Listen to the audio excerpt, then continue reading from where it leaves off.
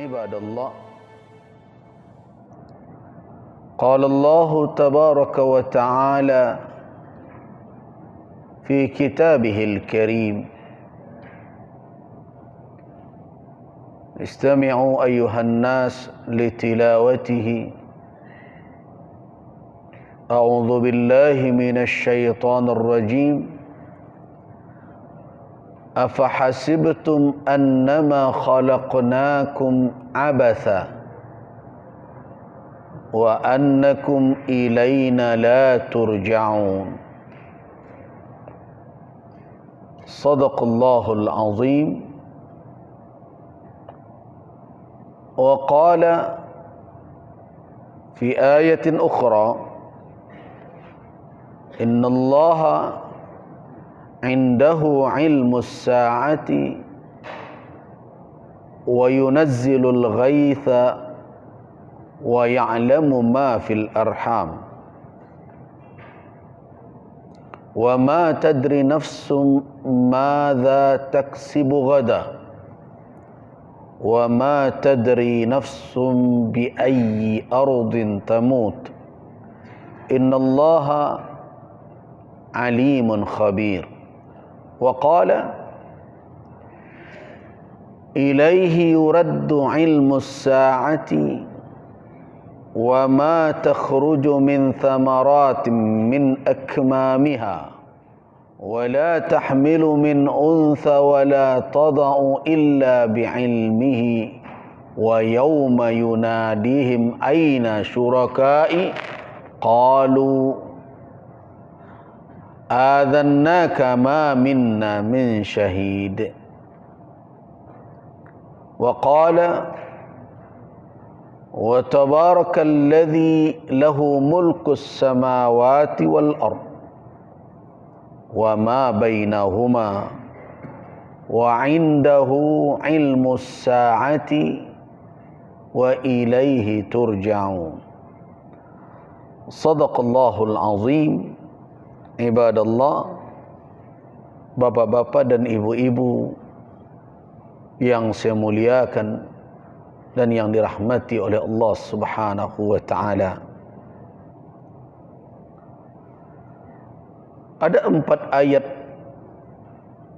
yang kita baca sebagai pengantar sekaligus sebagai titik tolak kelanjutan kajian kita dalam pembahasan tentang al-imanu, iman bil yaumil akhir, dengan hari akhir, atau juga sering kita dengar istilah masyhur yaitu yaumil qiyamah. Yang pertama adalah firman Allah Subhanahu wa ta'ala dalam surah Al-Mu'minun ayat 115. Afahasibtum, maka apakah kamu sekalian mengira, annama khalaqnakum, sesungguhnya kamu sekalian kami ciptakan abatha. Abas hanya sekedar main-main, tidak ada tujuan. Wa annakum ilaina la turja'un, dan apakah kamu mengira bahwa sesungguhnya kamu tidak akan dikembalikan kepada kami? Apakah kamu sekalian menduga sesungguhnya kamu tidak akan dikembalikan kepada kami? Tentu dengan mudah kita memahami itu istifham. Pertanyaan itu namanya pertanyaan pengingkaran atau istifham ingkari namanya. Tidak membutuhkan jawaban. karena pertanyaan itu bertujuan untuk mengingkari dugaan yang keliru. Sama dengan kita kalau berbicara kepada anak yang tidak mau patuh kepada kita, kita berkata, "Indak kau dena paang." Kita tentu yo. Jadi itu pengingkaran terhadap sesuatu dalam bentuk mempertanyakan. Artinya apa? Afahasibtum, maka apakah kamu sekalian menduga bahwasanya kami khalaqnakum, menciptakan kamu abas? Apa makna abasa? Hanya sekedar perbuatan tidak ada maksud dan tujuan? Tentu tidak. Jadi kalau ada yang menduga seperti itu, berarti dugaannya jelas keliru. Allah Subhanahu wa ta'ala menciptakan apa saja, termasuk manusia,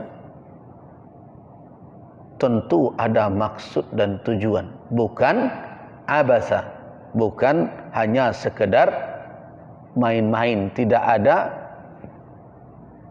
maksud dan tujuan tertentu. Berarti siapa yang menduga demikian, itu adalah dugaan yang keliru, dugaan yang salah. Wa annakum ilaina la turja'un, dan apakah kamu juga menduga bahwasanya kamu sekalian tidak akan dikembalikan kepada kami? Kalau ada yang menduga begitu, berarti itu dugaan yang salah. Artinya apa? Penciptaan manusia dan alam semesta ini memiliki maksud dan tujuan dari Allah Subhanahu wa ta'ala. Begitu juga kehadiran manusia di muka bumi ini tidak akan selamanya, mereka pasti akan dikembalikan kepada pencipta mereka, Allah Tabaraka wa ta'ala.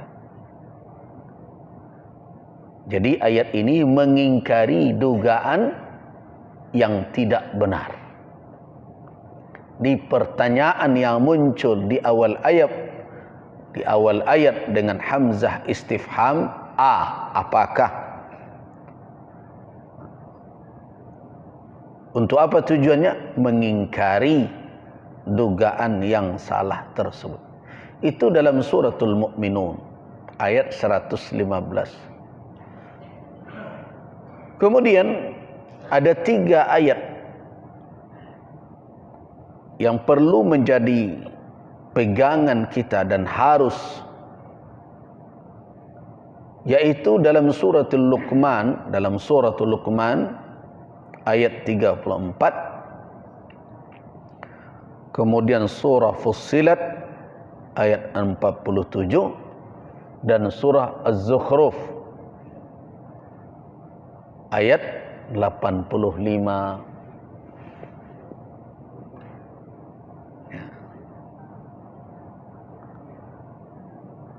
Ini merupakan penegasan dari Allah Subhanahu wa ta'ala bahwa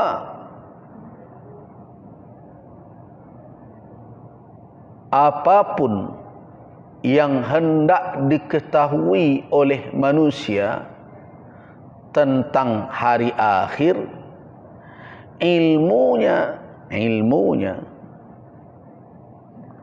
tidak kembali kepada khayal. Jadi tentang hari akhir, begitu juga perkara-perkara gaib lainnya, tidak dikembalikan ilmunya kemana? Kepada khayal. Jadi jangan mengkhayalkan perkara kegaiban. Mengkhayalkan namanya apa? Bahasa Arabnya takhayyul namanya. Orang kita sering menyebut tahyul, ya. Sebenarnya berasal dari kata khayal, takhayyul. keimanan objeknya adalah ghaib, bukan yang syahadah, yang nyata tidak dalam objek iman. Itu objek panca indera. Ada dan tidaknya ditentukan bergantung kepada panca indera. Itu alam syahadah namanya, alam nyata. Tapi kalau iman objeknya adalah ghaib.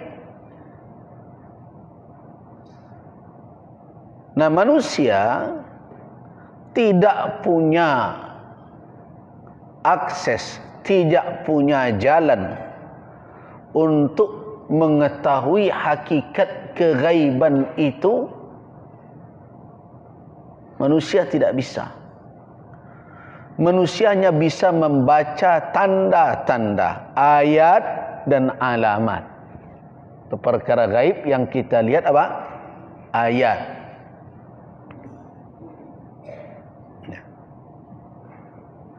Sedangkan hakikatnya tentu yang maha tahu adalah alimul ghaib. Siapa alimul ghaib? Allah, yang maha tahu dengan kegaiban. Jadi karena itu kalau kita berbicara perkara yang gaib, kemana kita mencari tahu? Kepada yang maha tahu dengan yang gaib. Siapa itu? Allah.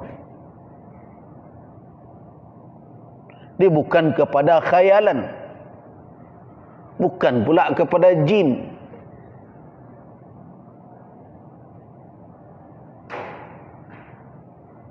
Bukan pula kepada mimpi. Perkara kegaiban kembalikan kepada alimul ghaib, kepada yang maha tahu dengan yang gaib. Kalau kita merujuk hanya kepada khayal, merujuk kepada khayalan, kemudian kita jadikan sebagai keimanan, itu yang dinamakan dengan khurafat namanya.